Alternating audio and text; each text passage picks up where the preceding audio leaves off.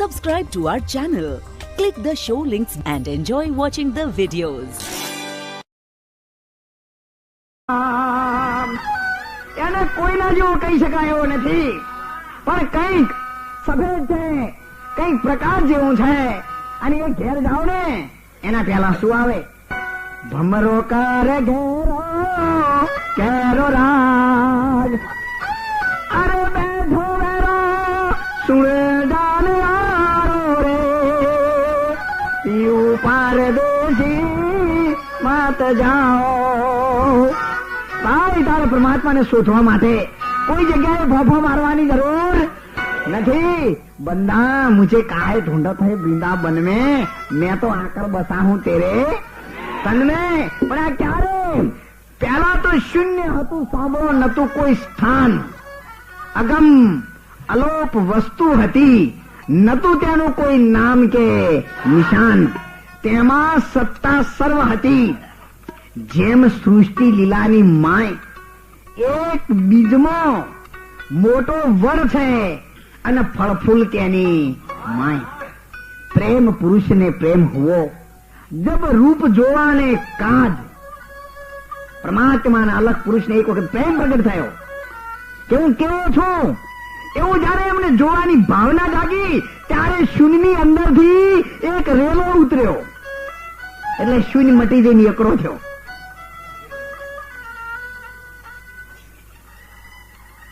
કોઈ પણ વસ્તુ તમે લખવાની શરૂ કરો ને ત્યારે પ્રથમ હિન્દી પેન મૂકો ને એટલે શૂન્ય થઈ જાય, કરવી ના પડે, એ તો ઓટોમેટિક થઈ ગયેલી છે.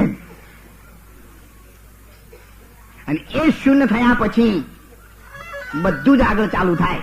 પછી તમારે હો સુધી લખો કે તમારે લખવું એટલું લખો, પણ પેલા સેન્ટર નક્કી થાય, પોઈન્ટ નક્કી થાય. અને એના સંતોની ભાષામાં શું કહેવાય છે? શૂન્ય. એ શૂન્ય દર્પણમાં જઈને જયારે તમે જુઓ છો ત્યારે દર્પણમાં તમે દેખાવ છો તે, અને એક દર્પણ અને જે દર્પણમાં ફોટો દેખાય છે જેનો તે, અને આ ત્રણને નક્કી કરવા વાળો કોણ? જ્યાં સુધી આ ભૂમિકા ન સમજાય ત્યાં સુધી પરિબ્રહ્મ નારાયણ પરમાત્મા ઓળખાશે નહીં. અને એને ઓળખવા માટે પગ ન પહોંચે પપિયલ તણો, તો સંતોએ પાડી દીધા છે મોટા શેર.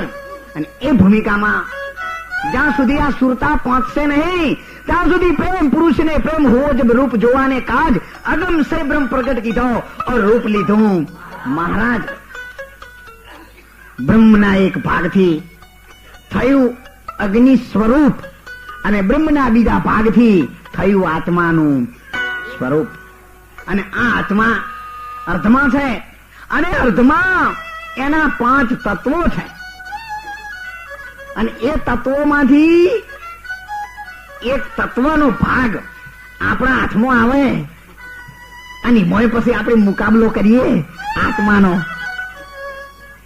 એક જાણી તલાવડી એવા સમુદ્રનો મુકાબલો કરે કે હું કેવી છું, એ તો તારે કહેવાની જરૂર નથી, પણ તું સમુદ્રની સામે જો એટલે તને ખબર પડી જશે. આપણી પાસે 2,25,000 રૂપિયા હોય કે કોઈ મકાન હોય કે કોઈ સાધન હોય એટલે આપણે મહેલામાં જોઈએ આમ ચોફેર બાજુ, હા મારા જેવું કોઈ નહીં, મારા જેવું કોઈને નહીં. તમને આવું થાય તો બોમ્બે, કલકત્તા કે અમદાવાદ વચ્ચે જઈને જાય અને ગીરદીમ ખુંડાઈ જાઓ ને તાણે ખબર પડશે કે આપણી તો કોઈ હોય ત્યાં લે એવું નહીં. એટલે જીવને એ ભૂમિકા પર જ્યાં સુધી જતો નથી ને ત્યાં સુધી પોતાના અંતરનો અહંકાર મટતો નથી. હું હતું ત્યારે પ્રભુ નતા, હું હતું ત્યારે પ્રભુ નતા, અને પ્રભુ મળે હું નહીં. પ્રેમ કી ગલી હે સોંકડી, આ દોનું સમાયેગા.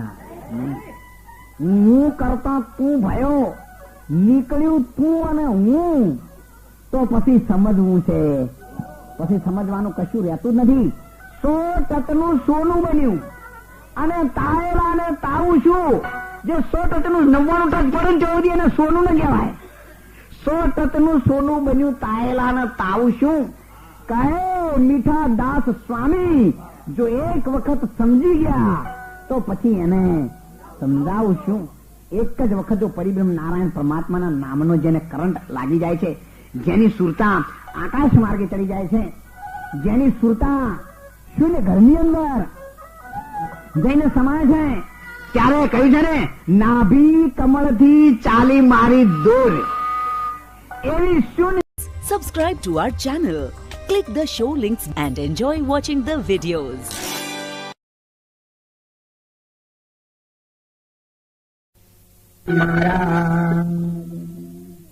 કૃષ્ણ કનૈયા લાલ કી.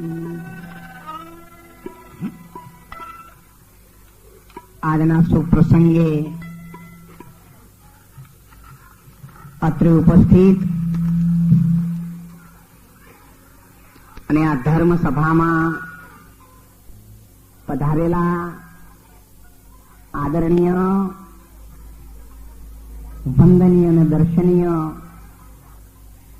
ભાઈઓ, બહેનો, દીકરીઓ,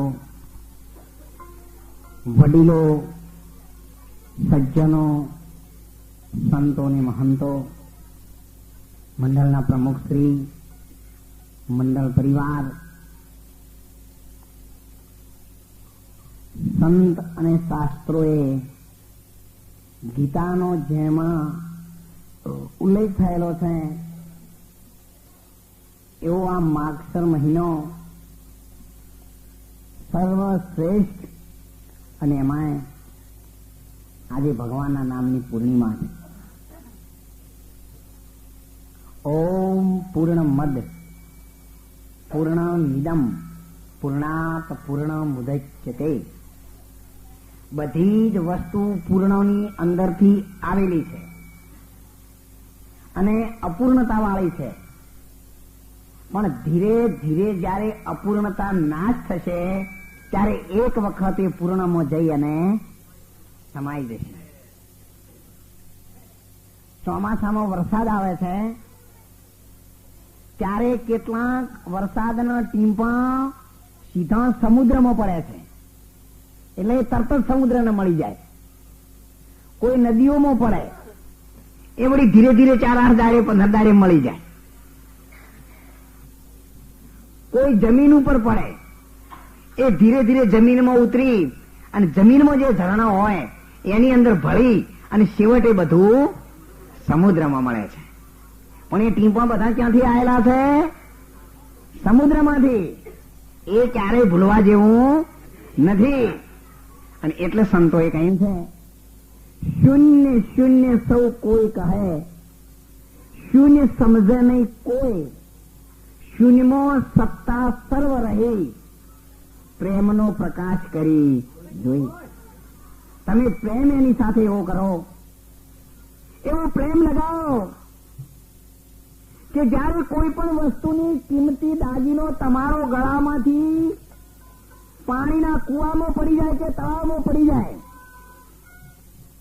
ત્યારે બહુ ઊંડા પાણીમાં તમે જાઓ, એ દાગીનો તમને જ્યારે જડે ત્યારે પાણીના તળિયે તમને એટલો બધો આનંદ થઈ જાય કે જેની કોઈ સીમા નહીં. પણ એ આનંદ વ્યક્ત કરવા તમારા માટે કોઈ જગ્યા નથી. અને જેમ જેમ તમે ઉપર આવતા જાઓ તેમ તેમ તમારો આનંદ ઓસરતો જાય. અને જયારે છેક ઉપર આવો ત્યારે થોડો ઘણો 20-25% આનંદ રહે, બીજો બધો તો તળિયે જ રહી જાય. એમ જયારે ભગવાનમાં જેની સુરતા લાગે છે, જેની સુરતા શૂન્ય ઘરમાં લાગે છે, ત્યારે સુરતા લાગે કેટલો ટાઈમ? એક વીજળીના ચમકારે પાનબાઈ મોતીનો પરોવી લેજો, નહીતર પછી અચાનક અંધારા. એક જ વખત ખાલી એનો કરંટ જ અડે છે, અને એ કરંટ અડતાની સાથે જેટલો આનંદ પ્રગટ થાય છે એ આનંદનું બીજું નામ છે પરમાત્મા. પરમાત્મા એટલે કઈ થોંભલા જેવો નથી. પરમાત્મા કોઈના જેવો નથી. પરમાત્માનો કોઈ રૂપ નથી, કોઈ રંગ નથી. પણ સંતોએ એને સમજાવ્યું છે, कितना लंबा कितना चौड़ा कितना है सर्वंगा, कितना लंबा कितना चौड़ा और कितना है सर्वंगा, देखा हो तो कहीं बताओ भाई मोती कैसा रंगा. અને એટલે અનુપદાસ સાહેબે કહેલું છે, અરે સફે સફેદ વરણમાં મારો શ્યામ એ પિયું પરદેશી મત જા સફેદ વરણમાં મારો શ્યામ